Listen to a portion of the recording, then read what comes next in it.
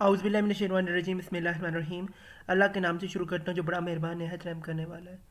हमारे सब्जेक्ट का नाम critical thinking and reflective practices है और ये बीएड का कोर्स है जिसका कोर्स कोड नंबर 8601 है और हमारी यूनिवर्सिटी का नाम अल्लामा इकबाल ओपन यूनिवर्सिटी है और मैं मोहम्मद सबिला खान आपसे मुखातिब हूँ और आज हम इसके यूनिट नंबर 5 को पढ़ने जाएंगे जिसका नाम है रिफ्लेक्टिव साइकिल। तो आइए स्टूडेंट शुरू करते हैं। सबसे पहले हम देखते हैं इस चैप्टर का इंट्रोडक्शन। तो ये क्या है? Three purposes of reflection as found in literature are find to rethink our own understanding of professional knowledge।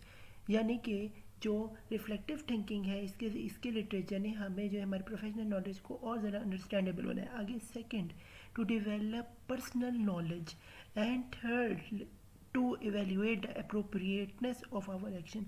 यानी सेकेंडली वो कहते हैं कि डेवलपमेंट ऑफ पर्सनल नॉलेज इससे बड़ा है और क्या है, इवेल्युएट करना में आसानी हुई है हमारे एक्शंस को।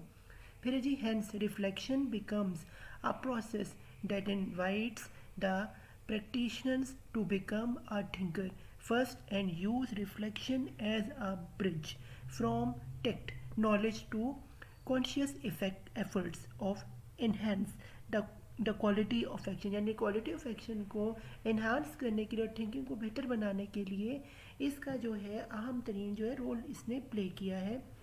आगे स्टूडेंट्स चलते हैं, हमारे पास है reflection also becomes the source of increasing accountability to enable us to question establish professional knowledge by our predecessors in the field. यानी कि इस रिफ्लेक्शन ने हमें हमारी हेल्प आउट की है अकाउंटेबिलिटी, यानी हमें जानकारी दी है कि हम क्वेश्चन कर सकें और इस्टेब्लिश कर सकें नए नॉलेज को, नई फील्ड्स को दरियाफ्त कर सकें जो कि हमारे प्रीडिसेसर यानी हमारे बहुत जो वो करने से कासिर थे।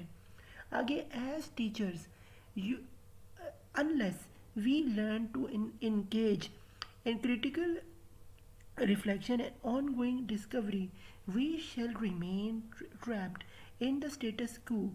यानी कि हम एक स्टेटस के एक एक यानी कि एक स्टेटस के अंदर ही हम फंस के रह गए। हम क्रिटिकली कभी से एनालाइज नहीं कर सके कि हमें आगे कहाँ पे जाना है। फिर pre determinant interpretative assumptions and expectations. यानी हम एक्सपेक्टेशंस लोगों से करते हैं, हम इंटरप्रिटेट करते और हमारा कुछ एक्सपीरियंस होता है। फिर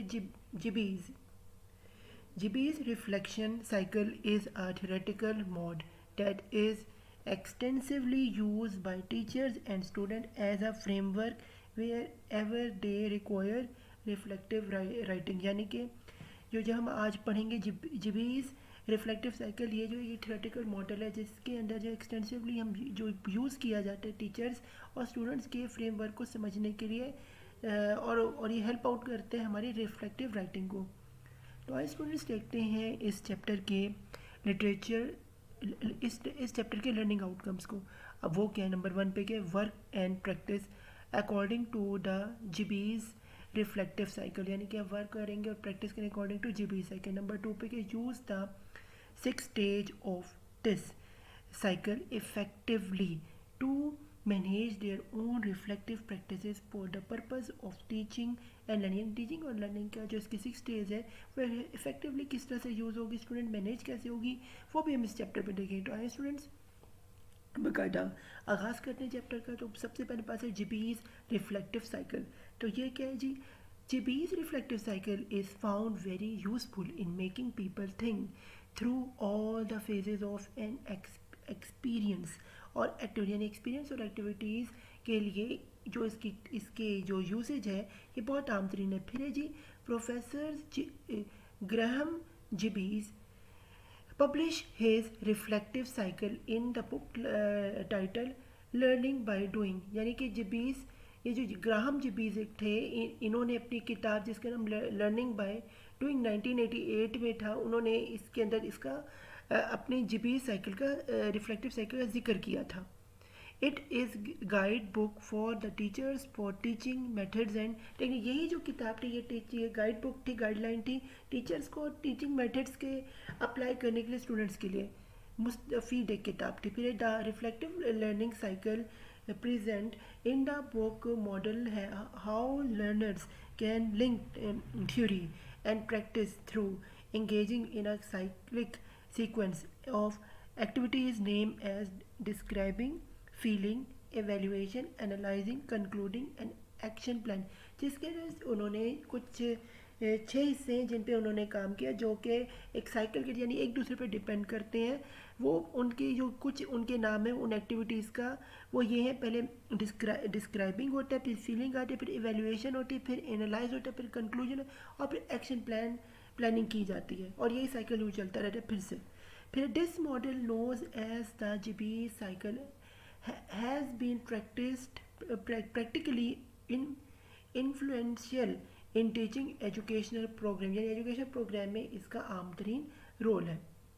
तो स्टूडेंट्स देखते हैं आपके सामने आ रहा है जीबीज का जो साइकिल है वो हम समझते हैं। GBs 1988 reflective cycle include 6 phases of the reflection and is presented below. वो प्रेजेंटेड में क्या है हमारे पास, आप देख रहे हैं पहले हमारे पास आप देख रहे हैं हम मिडल से जाते हैं सबसे आप अपर पे देखें जो है डिस्क्रिप्टिव स्टेज 1 जैसे व्हाट हैपन के क्या है उसे वो कह, फिर राइट साइड पे देखें तो फीलिंग आ रहा है, what were you think and feel, क्या आप थिंक करने क्या आप फील करने। फिर नीचे आप देखें आ रहा है एवेल्यूएशन जिसमें what was good and bad. फिर आप लेफ्ट साइड पे देखें तो आ रहा है मिडल में देखें तो आ रहा है describe stage 2 which sense can you make of the situation, क्या आप सेंस बनाएंगे सिचुएशन के अंदर कैसी भी हो। फिर है conclusion, what else could you have done, कौन सा एल्स आप काम करें। फिर है action plan, if arouse again what would you do, अगर कोई एक्शन प्लान आए तो आपने कैसे उससे निपटना है। आगे स्टूडेंट चलते हैं जी, हमारे पास आ रहा है जी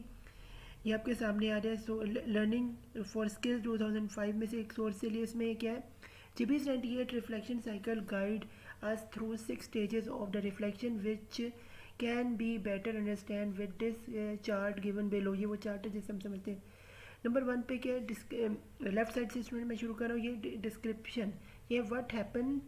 नंबर 2 पे क्या feeling, what were you are thinking about. फिर नंबर 3 पे एवेल्युएशन, व्हाट वाज गुड और बैड अबाउट द एक्सपीरियंस, क्या बुरा या अच्छा आपने अपने एक्सपीरियंस से सीखा। नंबर 4 पे स्टेज नंबर 2 पे describe, what sense can you make of the situation. फिर नंबर 5 पे conclusion, what else could you see have done, क्या हुआ है। फिर नंबर 6 पे action plan, what will you do next time, क्या आपने एक दफ़ा लाहेअमल तैयार करना है। अब मैं स्टूडेंट्स राइट साइड पे जा रहा हूँ तो हम देख रहे हैं व्हाट वेयर एंड व्हेन, कब कहाँ कैसे हुआ है ये है इसमें। What who did said that, what did you do read see here. फिर in which order did things happen, किस तरह काम होते हैं। What were the criticism circumstances, what were you responsible for, क्या आप किस चीज़ की responsible, what were you initial guide reaction and what does they tell you, did you feel change, what were you think, आप सोचते हैं। फिर है what place intent और was important to you, क्या आपके लिए अहमियत है और क्या अहमियत का मिलनी है। what made you unhappy, क्या आपको नाखुश करता है। what is different where there were who when where unhappy why what need improvement, कौन सी चीज़ को इम्प्रूवमेंट चाहिए वो हम देखते हैं। Compare theory and practice, what similar of difference and there between things about what actually happened, क्या happen होना है। फिर what chooses and did you make and what effort did they have, कौन सी एफर्ट होने लगा यानी टीचर से या मुराद है। What have you learn for the future, क्या आपने लर्न किया फ्यूचर के। फिर what else you have done, क्या आपने किया है। फिर if similar situation arises again what could you do, अगर ऐसी सिचुएशन फिर आ जाए आगे जाने हुई ज़िंदगी में तब उसे कैसे टैकल करेंगे। आगे स्टूडेंट्स चलते हैं जी। Make use of the following question while writing your first stage description, उसमें कौन सी अपनी चीज़ों का ख्याल रखते हैं, कौन से सवाल अपने गौर फिक्र कर। नंबर 1 पे व्हेन डिड दिस हैपन, कब ये हुआ। फिर when did it, where did it happen, किस जगह पे ये जो है ये इवेंट पेश आया। फिर है जी वाई वर यू देयर, क्यों आप उधर थे। फिर है why who else were there, उधर और कौन था। फिर है व्हाट हैपन, उस जगह पे उस मौके पे कौन क्या हो रहा था। फिर है व्हाट डिड यू डू, क्या आपने उस जगह पे किया है। व्हाट डिड अदर डू, उस जगह पे उस मौके पर आधार पे जो और लोग थे वो क्या कर रहे थे। फिर व्हाट वर द रिजल्ट्स, उसके क्या नतीजे निकले। तो ये सारी चीज़ों का ख्याल रखना। आगे चलते हैं जी फीलिंग्स, ये जी let's practice how write our feelings, हम अपनी फीलिंग्स कैसे रखते हैं ये इसमें सीखते हैं. What were you initially feel when the incident happen, जब मौका वारदात हुई तो आपने इनिशियली आप क्या सोच रहे थे, क्या आपके अंदर चल चल रहा था. फिर did your feeling change during the event, क्या आप जब मौका वारदात हो रही थी तो आपकी फीलिंग जो है वो क्या तब्दील होने लगी. फिर did your feeling affect the situation, क्या आपकी फीलिंग ने अफेक्ट किया सिचुएशन को, यानी कि आपके जो अंदर से जो वेव्स निकले उसने भी कोई तब्दीली लाई आपके इर्द गिर्द के माहौल में, यानी जो जोन्स हमारे इर्द गिर्द क्रिएट होते हैं. स्टूडेंट्स साइकोलॉजी में हमें पढ़ाया जाता है उसमें ही होता है. फिर है जी what are you feel now as you are thinking back, क्या अब आप अगर फिर से अपनी पुरानी मेमोरीज को सोचते हैं तो अब क्या आपके जहन में बातें आती हैं जहन में. आगे स्टूडेंट्स चलते हैं, हम देखते हैं जी इवेल्युएशन को. ये है what did you think when,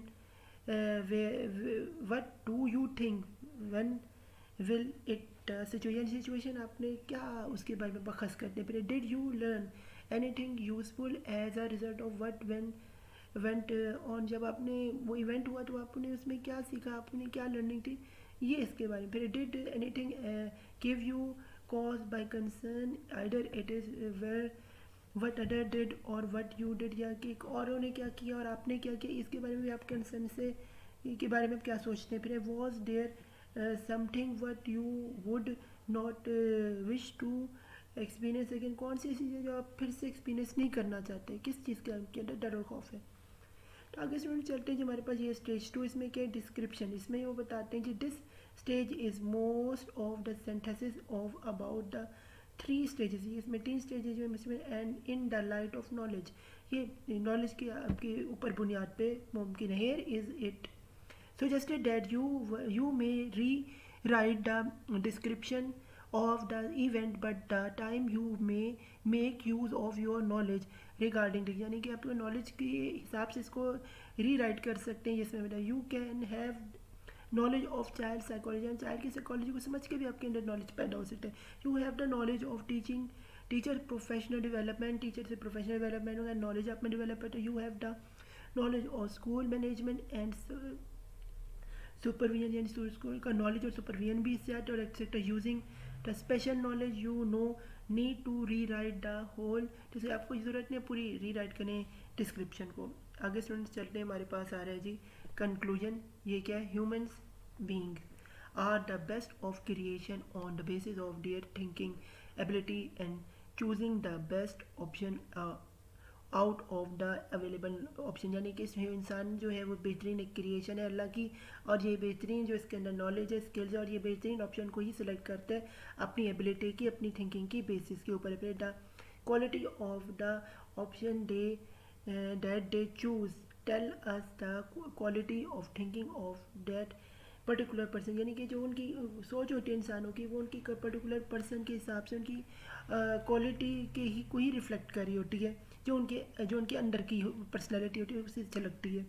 आगे चलते हैं स्टूडेंट्स, हम देखते हैं एक्शन प्लान. ये क्या है, after going through the above reflective exercise, it is expected that you will choose the best option along with the reasons of choosing it and also it pros, यानी ये जो आपको एक्टिविटी मैंने कराई है इसके ज़रिए अब आप आने वाली ज़िंदगी में रिफ्लेक्टिव एक्सरसाइजेस को जब भी आप कभी अपनी ज़िंदगी में सही ज़िंदगी में जो भी पिक करना है, पर्सन हो, इंसान हो, नौकरी हो, कोई भी चीज़ हो, आप बेहतर तरीके से कर सकेंगे.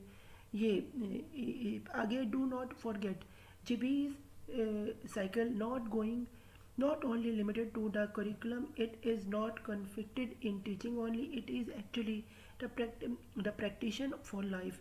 यानी ये जो जीबीएस का जो साइकिल है इसको यूनिवर्सिटी स्कूल या टीचिंग्स या एक करिकुलम के ही अंदर मुहित नहीं है, इसकी जो शाखें हैं वो और भी आपकी ज़िंदगी के हर पहलू में, ज़िंदगी की डेली लाइफ में, यानी सिचुएशन जहाँ कहीं आप फंसे हो ज़िंदगी में उसमें आप इसे ज़िंदगी में उससे अपने मसलाइल को हल कर सकते हैं. You should go through extensive thinking process, आपका एक्सटेंसिव थिंकिंग प्रोसेस अंदर का साइकिल चलने लग जाता है. Think and rethink some conclusion, यानी आप थिंक और री थिंक कर सकते हैं. That decision discuss the matter rehearse the decision, जिससे आप अपने डिसीजन मेक करते हैं. Feel the situation and then come up to the some conclusion, आप फील करते और किसी कंक्लूजन तक पहुँचे. Feeling things and rethink practice will surely help you in making discussions later in personal and professional life. Personal और professional life में भी आपको जो ये रीथिंकिंग है, डिसीजन मेकिंग है, बहुत ज़्यादा फ़ायदेमंद साबित हो। तो फ़ी अमान अल्लाह। यहाँ हमारा चैप्टर नंबर 5 स्टूडेंट्स भी अख्ताम पजीर होता है। हमारा बीएड का कोर्स नंबर 8671 था। तो good luck to final exam. मेरे चैनल मोहम्मद सफला खान को सब्सक्राइब करो, मिस मेरे चैनल का बेल आइकन दबाएं, तो जब भी मैं कोई नई वीडियो अपलोड करूँ अपने चैनल पर तो आप उससे मुस्तफ़ीद हो सके। फ़ी अमान अल्लाह। मुझे दुआ में याद रखिएगा। अल्लाह हाफ़िज़। अल्लाह हम सबका हामी नासिर हो। Take care.